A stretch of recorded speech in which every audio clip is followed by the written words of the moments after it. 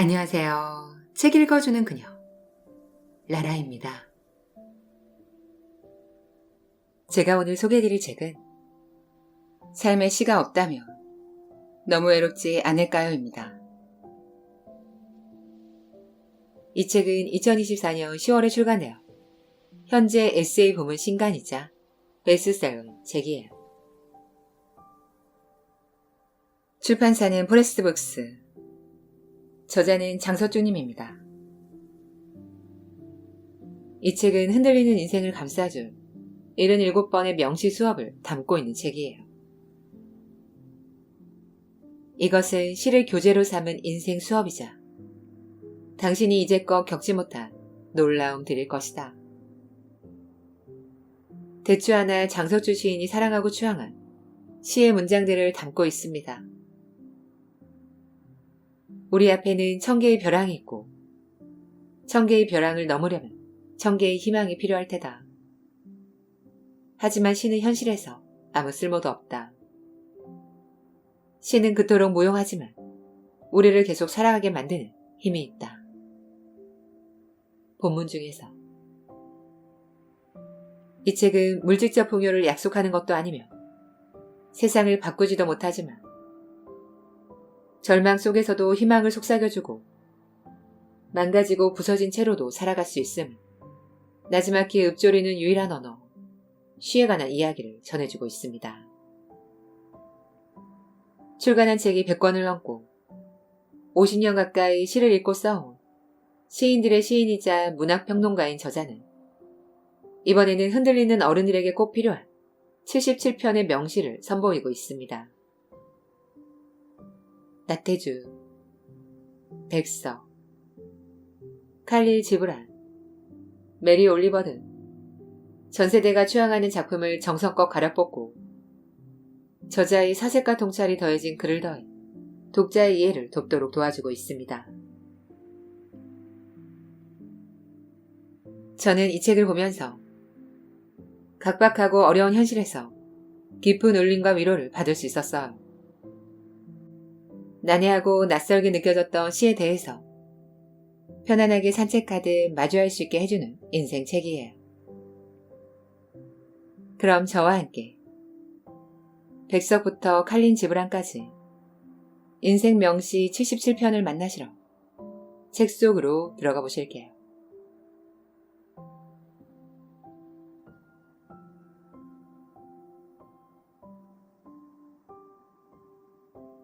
시는 그토록 무용하지만 우리를 계속 살아가게 만드는 힘이 있다. 과잉의 시대, 절제의 언어 시가 들려주는 가장 지적인 위로. 캄캄한 어둠 속에서도 빛을 찾아내는 유일한 언어 시. 한자 한자 읽고 되낼수록 조용히 내면으로 침잠에 들어가며 번잡함은 고요함으로 불안감은 평온함으로 그리고 일상 속 멈춰있던 감각과 생각이 새롭게 물들어가는 시간. 우리가 시를 읽어야만 하는 이유. 들어가는 글. 고양이가 오듯이 시가 왔다. 시는 고양이처럼 살금살금 왔지만 그건 깜짝 놀랄 만한 사건이고 끔찍한 아름다움이 태동하는 순간이었다. 시는 생동하는 기쁨이자 살아야 할 이유였다. 시가 생의 복잡함을 헤치고 첫 번째로 달려오던 그 파릇하던 시절. 내 마음에는 티끌이나 불순함 따위는 단 한 점도 없었다. 그 시절 나는 15살, 17살, 20살이었지. 그러니 시 한 편을 얻을 때마다 기쁨으로 날뛰었겠지. 독자로 살아도 좋았으련만 꾸역꾸역 등단을 한 뒤 시를 업으로 삼고 난 뒤 시가 베푸는 원초의 기쁨과 의미도 더덥고 시들해졌다. 그 시절의 보람과 의미는 어디에서 찾을 수 있을까? 시가 내게 어떻게 왔던가? 릴케가 기쁨에 젖은 목소리로 첫사랑을 노래하듯 나는 노래했을 거다. 사랑이 어떻게 너에게로 왔는가? 햇살처럼 꽃보라처럼 또는 기도처럼 왔는가? 행복이 반짝이며 하늘에서 몰려와 날개를 거두고 꽃피는 나의 가슴에 걸려온 것은 쉬는 햇살, 꽃보라, 기도였다. 시가 내 메마른 가슴에 빗방울과 씨앗을 뿌렸다. 내 가슴은 시로 인해 빛과 기쁨으로 가득 차고 내 외로움조차 화사해졌다.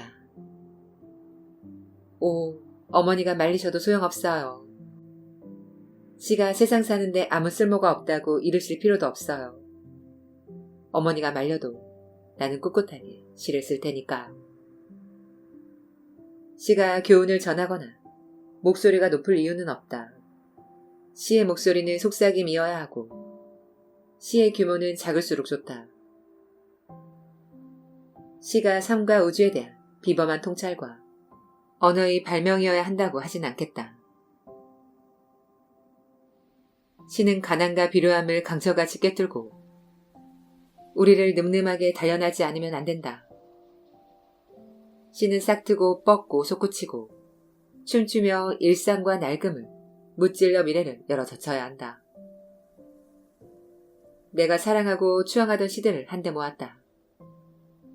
이것은 시를 교재로 삼은 인생 수업이자 마음의 기쁨을 위한 희귀한 것이고 당신이 이제껏 겪지 못한 놀라움 드릴 것이다.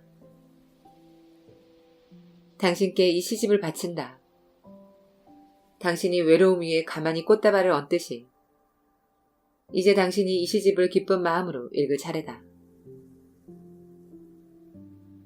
2024년 여름의 끝자락 파주에서 저자 장석주.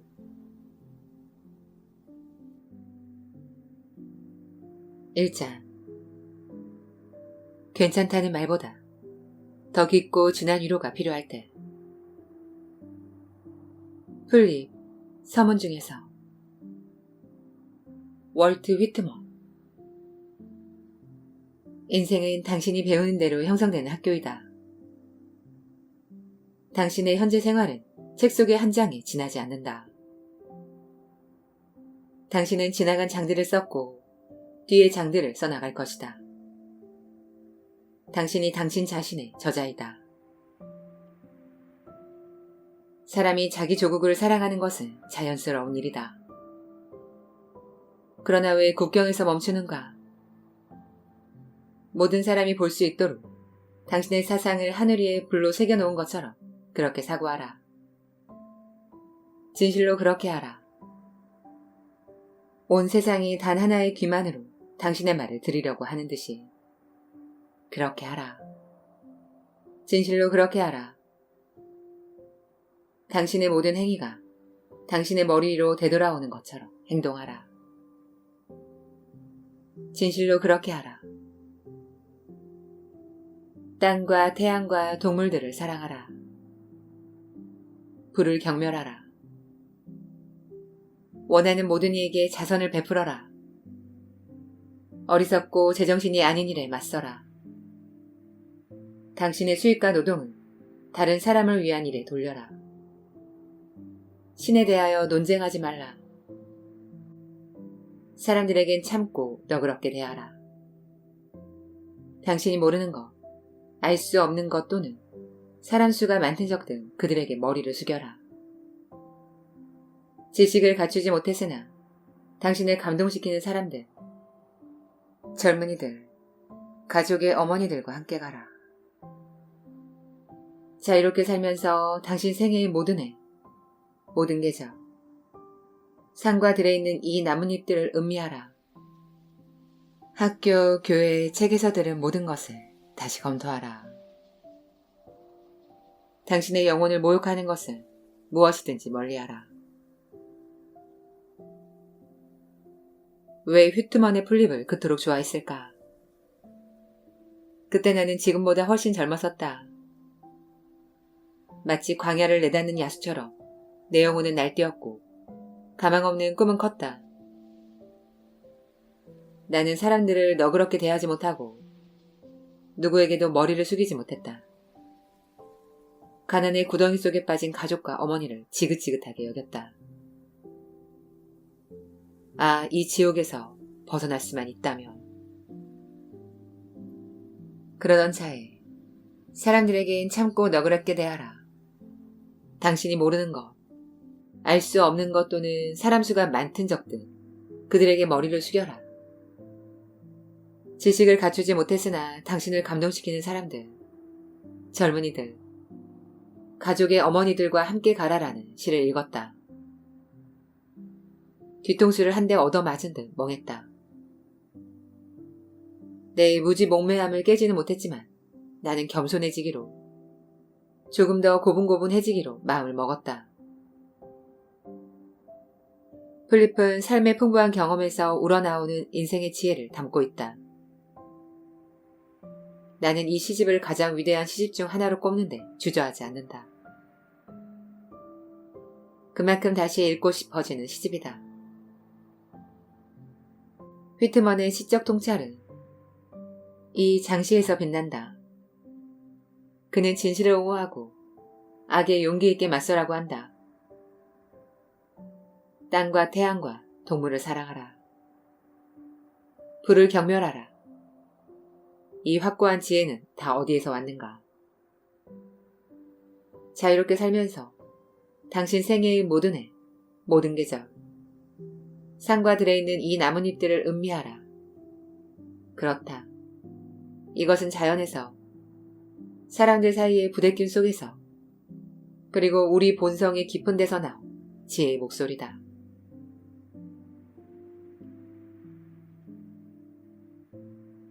기러기 메리 올리버. 착하지 않아도 돼. 참여하며 드넓은 사막을 무릎으로 건너지 않아도 돼.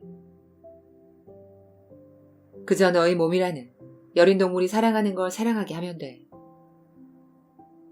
너의 절망을 말해봐. 그럼 나의 절망도 말해주지. 그러는 사이에도 세상은 돌아가지. 그러는 사이에도 태양과 투명한 조약돌 같은 비가 풍경을 가로질러 지나가지. 초원들과 울창한 나무들, 산들과 강들 위로. 그러는 동안에도 기러기들은 맑고 푸른 하늘을 높이 날아 다시 집으로 향하지. 내가 누구든, 얼마나 외롭든 세상은 너의 상상에 맡겨져 있지. 저 기러기들처럼 거칠고 흥겨운 소리로 너에게 소리치지. 세상 만물이 이룬 가족 안에 내가 있음을 거듭거듭 알려주지.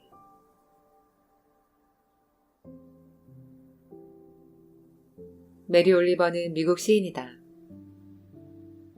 예술가들의 천국이라는 프로빈스 타운에서 살며 날마다 숲과 바닷가를 거닐었고 고통과 불안에 빠진 사람들을 위로하는 많은 시를 써냈다. 기러기를 처음 읽었을 때 눈이 번쩍 뜨이는 듯 했다. 좋은 시를 발견할 때마다 그랬다. 어깨를 툭툭 두드리며 내가 누구든 얼마나 외롭든 포기하지 말고 살아라라고 응원하는 듯 했다. 우리 앞에는 1000개의 벼랑이 있고 1000개의 벼랑을 넘으려면 1000개의 희망이 필요할 테다. 하지만 시는 현실에서 아무 쓸모도 없다. 시는 그토록 무용하지만 우리를 계속 살아가게 만드는 힘이 있다. 착하지 않아도 되라는 첫 구절은 강렬하다. 모두가 이구동성으로 착한 사람이 되라고 말하니까. 이 말은 진부한 도덕에 맞서는 저항정신의 일단을 보여주는 것이라고 생각한다. 누군가 사막을 무릎으로 기어가며 참여할 필요는 없다라고 말해준다면 살아가는 일이 훨씬 수월해질 거다. 젊었을 때 나는 벽에게 절망을 토로했다. 벽은 위로도 격려도 건네지 않은 채 단단한 침묵만을 보여주었다. 내가 불행했던 것은 내 절망을 얘기할 사람이 없었던 탓인지도 모른다. 누군가 다가와서 너의 절망을 말해봐. 그럼 나의 절망도 말해주지라고 말해준다면 나는 더 이상 패배감 속에서 비참하게 살지는 않았을 테다. 내 안에 있는 소규모 절망들을 모조리 새로 만들어 멀리 날 보냈을 테니까.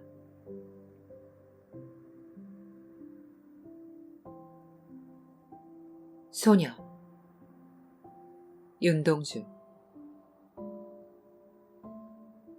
여기저기서 단풍잎 같은 슬픈 가을이 뚝뚝 떨어진다. 단풍잎 떨어져 나온 자리마다 봄을 마련해놓고 나뭇가지 위에 하늘이 펼쳐있다. 가만히 하늘을 들여다보려면 눈썹에 파란 물감이 든다. 두 손으로 따뜻한 모를 쓸어보면 손바닥에도 파란 물감이 묻어난다. 다시 손바닥을 들여다본다. 손금에는 맑은 강물이 흐르고 강물 속에는 사랑처럼 슬픈 얼굴, 아름다운 순이의 얼굴이 어린다. 소녀는 황홀히 눈을 감아본다. 그래도 맑은 강물은 흘러 사랑처럼 슬픈 얼굴, 아름다운 순이의 얼굴을 어린다.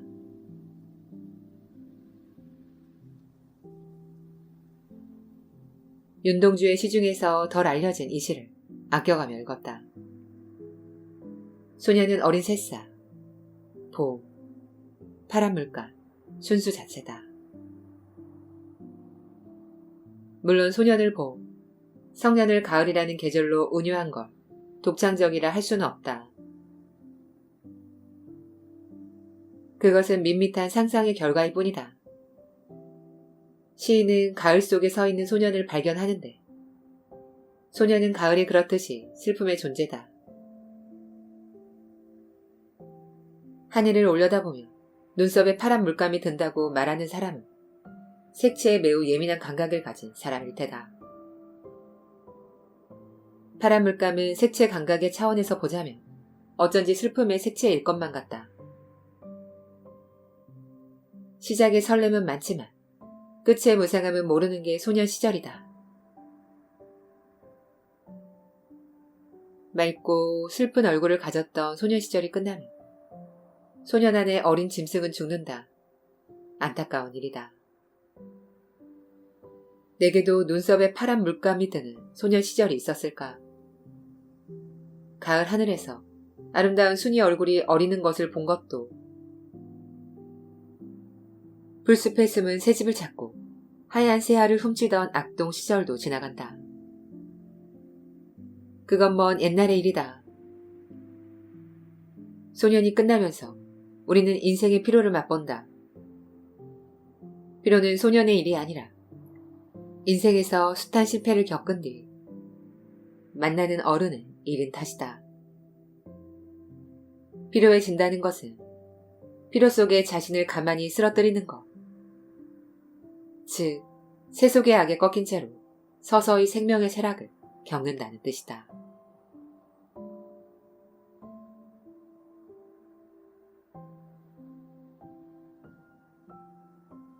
지금까지 책 읽어주는 그녀 나라였습니다.